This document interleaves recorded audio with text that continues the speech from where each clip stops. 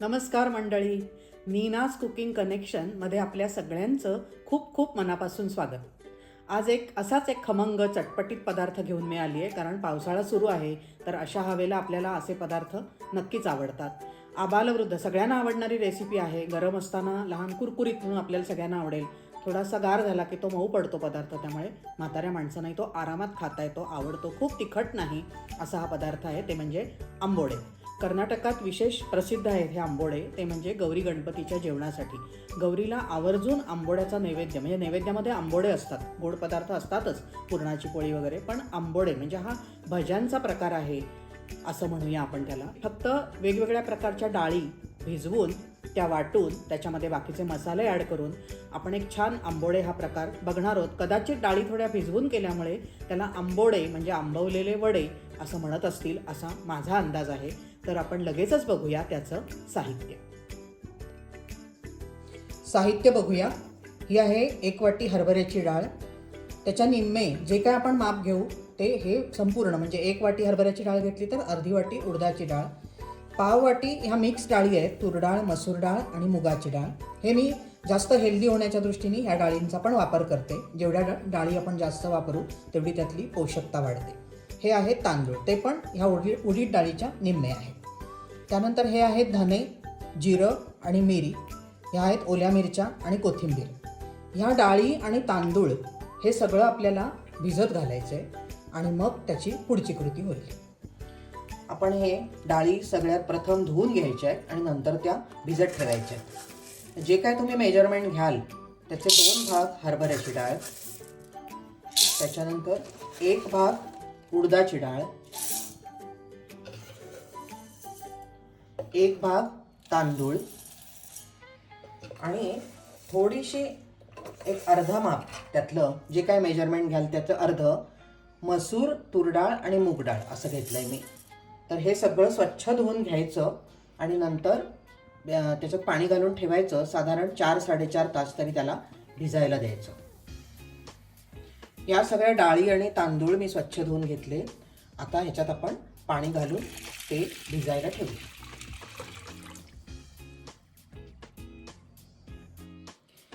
ही जी आपण डाळ आणि तांदूळ हे सगळं जे भिजवलं होतं ते साधारण 4.5 तास भिजलंय.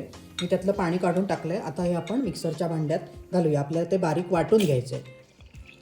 थोडंसं पाणी चालणार आहे वाटताना, कारण आपल्याला हे सगळं मिश्रण बारीकच करायचं आहे, त्यामुळे काही तसा प्रश्न नाही आहे.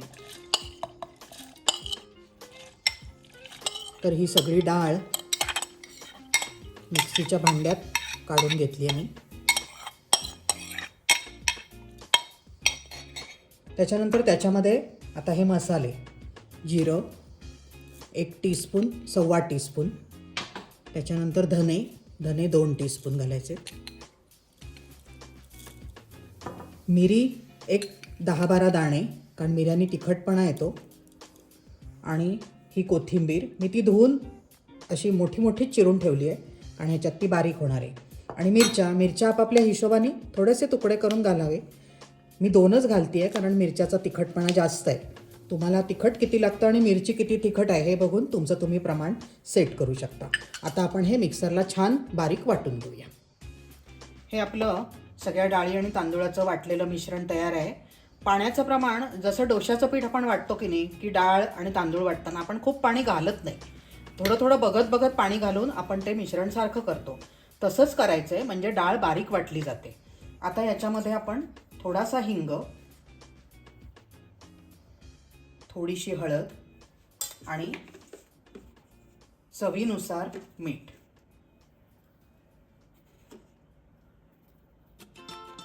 आता हे सगळं छान हलवायचं आहे आणि आपण त्याची लगेच भजी तळायची आहेत, म्हणजे आंबोडे तळायचे.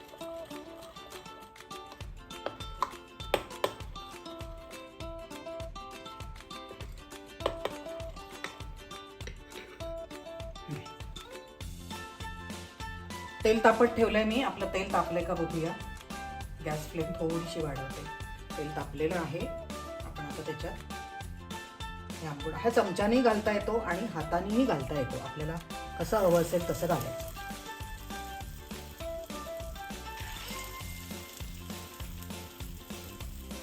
ते असे पसरत नाहीत, तिथल्या त्याचे छान राहतात.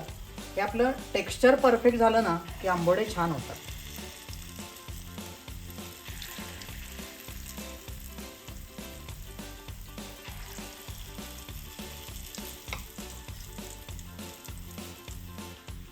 हे बघितलेत का, असे फुगून छान वर आलेत. आता आपण ते उलटून टाकूया आणि त्याला छान मीडियम फ्लेमवर तळायला देऊया. व्यवस्थित त्या डाळी आतनं तळून निघू देत. हे बघा छानच फुगलेत.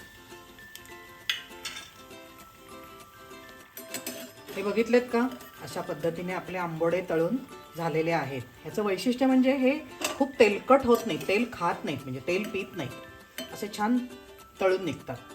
त्यामुळे ते चांगले लागतात. खूप तेलकट नाही होत हा प्रकार. तर अशा प्रकारे तयार झालेत आपले आंबोडे मिक्स डाळींचे वडे. हे बघितलेत का, हा आवाज बघा किती क्रिस्पी झालेत.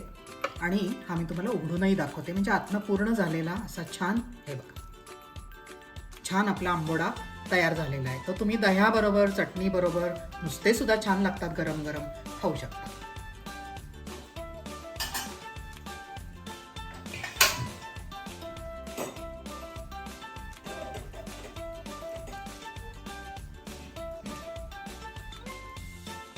तर मंडळी, आंबोडे हा प्रकार तुम्हाला नक्कीच आवडला असणार. चटपटीत, खमंग, खायला एकदम टेस्टी लागतो.